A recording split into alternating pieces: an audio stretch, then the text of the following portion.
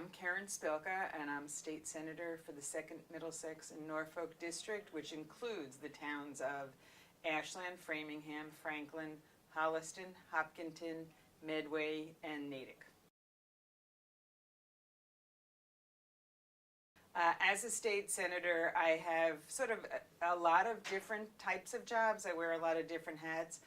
First and foremost, I represent my constituents at the State House, so I fight for issues that are important to Framingham and to all of Metro West, as well as issues across the state. I am also the Senate chair of Ways and Means, which is the committee that deals with all budget issues. So the budget comes out of my committee. I prepare it. We debate it in the Senate, as well as about 95% of all bills comes out of my committee. So all policy levels I get to work on with my colleagues and put some fingerprints on to hopefully help make the bill better for the residents of Massachusetts. Well, there's a lot of issues. Education clearly is a major issue for me. That was my springboard to run for the legislature originally. I had formed a statewide coalition to fight for more funds for Ashland and Framingham at the time. This was the early 2000s because I felt like Ashland and Framingham weren't getting their fair share of state monies for education. So when the state rep race opened up, I decided, wow, I think I want to run. I can make better change from within the State House instead of outside. So education remains fair funding, programs, policies. I'm working now on getting recess in schools because I really do believe that we need to look at the whole child. So I have a whole initiative of social and emotional learning. We focus so much on testing that we've gotten away in our schools from looking at the social and emotional aspect of raising a child in a holistic approach. So I'm working with that. So I have education, transportation, civil rights, whether it be in any specific way, race, ethnicity, gender, whatever, and just a whole host of different things. I have several bills that I've been pushing and working on that are important to me.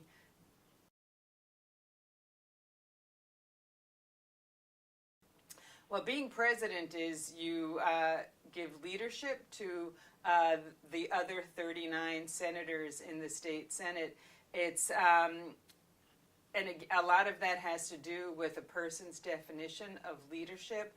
I believe I started out as a social worker, I was a labor and employment attorney, and then I did conflict resolution. So I really believe that a part of leadership is delegating to other people and letting them shine and take a part and being inclusive and having large roles in the development of policy, of budget, of everything that goes on in the Senate, that it may take a little bit longer in the beginning to get a lot of people involved, but in the long run, you end up with a much better final product.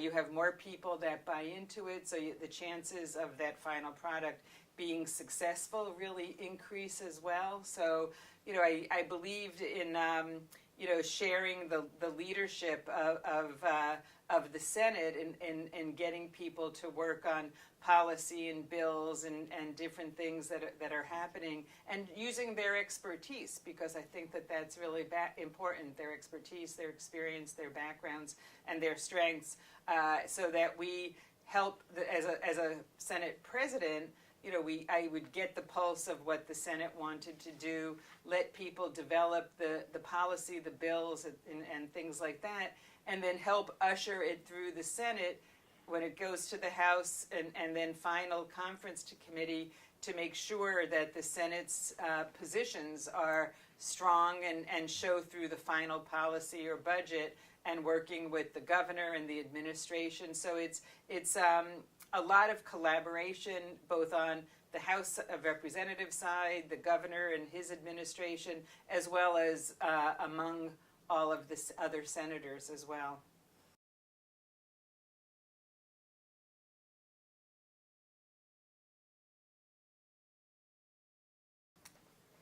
there were some allegations that the Senate president's husband had sexual harassment against several other men. So the Senate, again, is a collaborative body. We had a full day of discussion and debate and voted to appoint and to hire, let the Senate Ethics Committee hire special investigators to look into it. That will take about a month and a half to 2 months, so that'll go to maybe February. In the interim, we voted on having an acting Senate president, so the majority leader, Senator Harriet Chandler from Worcester, is acting Senate president, and I'm working very closely with her to keep the Senate moving forward in budget and bills and other things. So we are doing our work right now as the Senate investigation is going on. Once that is concluded, the investigators will submit a report with findings to the Senate Ethics Committee, which is a group of about 5 senators, both Democrat and Republican, who will then make a recommendation to the rest of the Senate as a body. We will again discuss and debate what to do if the Senate President Stan Rosenberg is exonerated, if he's free, found to be clear of any allegations, then the body can vote, and I would probably support to have him return as Senate President. If not, then we will, as a body, decide what the next steps are.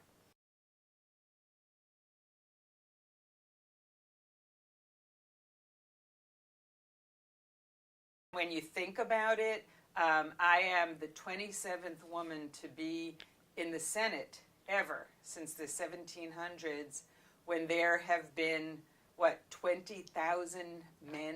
Right. When you look at those numbers, 27, I was the 27th woman to be elected to the legislature, and there were over 20,000 men in the same time period. That just blows me away. When I first heard that, I thought that had to be a mistake, but it's not. So I am the 3rd woman to serve as chair of Ways and Means. Terry Murray was the 2nd, and then Patricia McGovern was the 1st, I think in the 80s or 90s. I think that's what I was looking at. Yeah, and so Terry Murray was a woman. Harriet Chandler is acting Senate President. I think it would be great to have a woman as Senate President, and I'm hoping when the time is right that I would be the next Senate President. Again, we'll see what happens with the investigation. I am part of a bloc that is hoping that the Senate President is cleared, he's exonerated, and if everything works out well, that he can then come back as Senate President.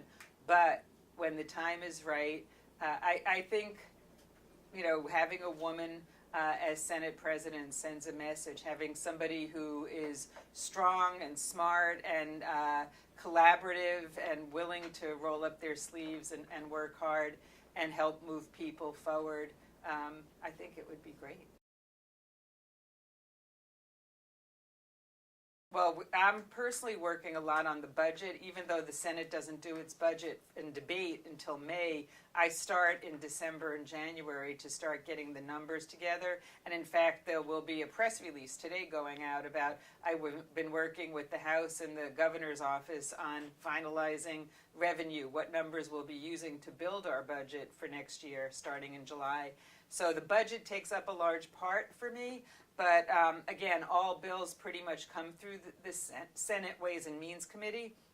So we're working, we have a formal session where we debate the bills on Thursday, and anybody can come and watch us debate these bills. So I'm lining up some bills to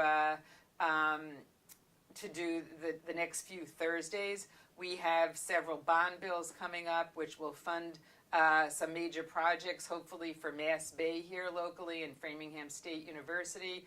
We have some of the bills that I've been working on a lot are to have paid family and medical leave in Massachusetts. It would be great for us to have that. That's my bill. I'm the lead sponsor in the Senate. I have filed a bill that came to my attention through a Natick high school student.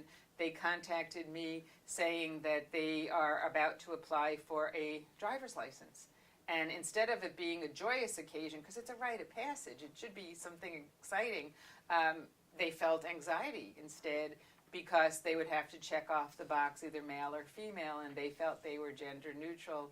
So I ended up calling her up, and we worked on a bill together, and I filed a bill. So hoping that that gets through, where when somebody goes to apply for a license, they can check off either male, female, or X, and maybe even extend that to a birth certificate. Somebody could go back, so we're looking into that.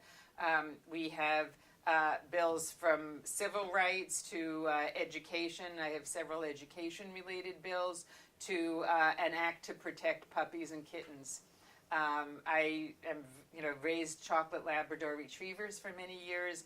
We have a rescue dog right now, and it's come to my attention that there are many folks. I've been working with the Mass Society for Prevention of Cruelty to Animals and the Animal Rescue League to ensure that when people adopt a puppy or a kitten, that it's healthy, and that we don't end up with the puppy mills that we often see on TV across the country. So we want to protect Massachusetts citizens from that.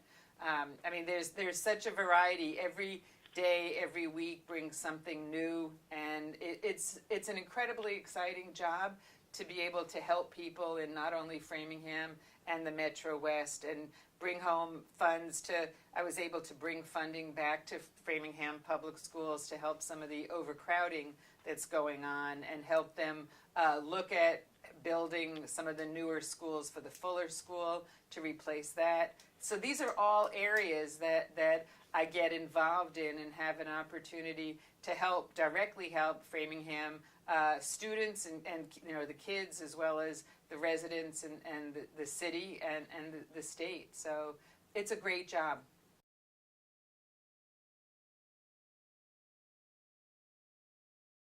Yes, I will be seeking. I have not officially announced it. It's a little earlier, although papers will be ready, I think, in February, and it's amazing how quickly it creeps up. I have to run like every other state senator and every other state representative. Every 2 years I'm up for re-election. I will be seeking re-election. I do love my job still.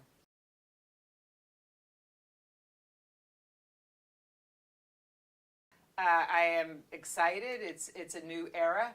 I look forward to working with the city mayor, the new mayor, on becoming a city, and the city council and the new school committee. Anything I can do to help, I've offered assistance. I think that they have hit the ground running, whether it be the mayor, the individuals in the city council, and the individuals in the school committee. It's exciting to see people in the city excited about the new era, and I think neighborhoods and areas of Framingham will hopefully get more done, because they'll have a representative, whether it be on the city council or the school committee, as well as citywide. So it will be interesting to see it play out, but I think it will be an exciting time for Framingham's new era.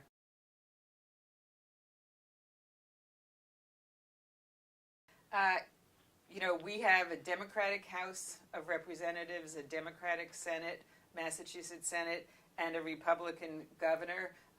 As chair of Ways and Means, I am very lucky. I am part of the leadership meeting, so every Monday at 2, when you guys are in school, think of me. I'm sitting literally with the governor in the State House, and the Senate President, and the Speaker, Lieutenant Governor, and the Secretary of Administration and Finance, who does the budget for the governor. We meet every single Monday. I like him. I believe he's working really hard. He has the best interests of the Commonwealth at heart. I differ sometimes with some of his positions, but I don't think that has to do necessarily with being a Republican or Democrat. Just recently we had a major disagreement. He and his administration was holding on to, like, the funds that I just mentioned for Framingham's overcrowding. He was holding on to it, and I had many talks with the Secretary of Administration and Finance believing that they had no authority to hold on to it and just hold it, either release it or not. But ultimately, they did release it this week. They announced they would be, or last week they announced they would be releasing the funds. So, disagreements come up, but that happens with everybody. But overall, I think that there is a lot of give and take and a lot of openness. Massachusetts has always worked well so far with pretty much with whenever we have a Republican governor or a Democratic governor. Even when we've had Democrats, and I've been in the legislature, I've had differences with the Democratic governors as well. So, I think a lot of it depends upon the person and their style and their agenda. But, I think that it's important, and I think Massachusetts is a model for the country. It would be terrific if the federal government, if Congress in Washington, D.C., worked as well as the Massachusetts State House does.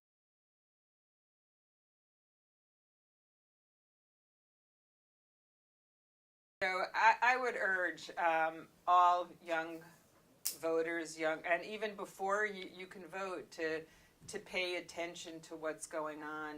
This is such a hotly political climate right now. Every single day, sometimes several times a day, there's changes and announcements and things going on, many which directly impact the students here at Framingham High and the residents of Framingham and all across Metro West and the state and the nation. There's so much to understand and keep track of. It sometimes can be overwhelming. Even for me, it can be overwhelming with what's happening. But the message that if I could get any message across, it would be that their voice is really important. Your voice is really important. It makes a big difference. And that's why I mentioned something about getting the letter from the Natick High School student. Because of their letter, I filed a bill. They are working with me to pass this bill to help protect people right here in Metro West and across the state. People listen. Their voices can be heard. They have to be heard. They kids in high school are thoughtful, articulate, and smart.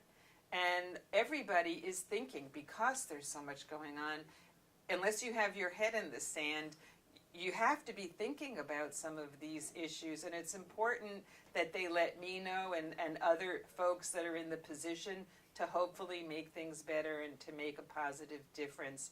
I urge contact, whether it be me or other reps or folks here in Framingham, and come to the State House. This is an open invitation to come to the State House, see how things are done. When you're in college, if you want an internship, we love having Framingham students at the State House to intern, to see what the workings are right in the State House, and to have an impact. I never thought I would be doing this. I never, ever in my wildest dreams 20 years ago thought that I would be a state senator and be able to, and chair of Ways and Means no less. But you don't know, and you realize what a difference by just organizing and having a voice that you can really make a difference.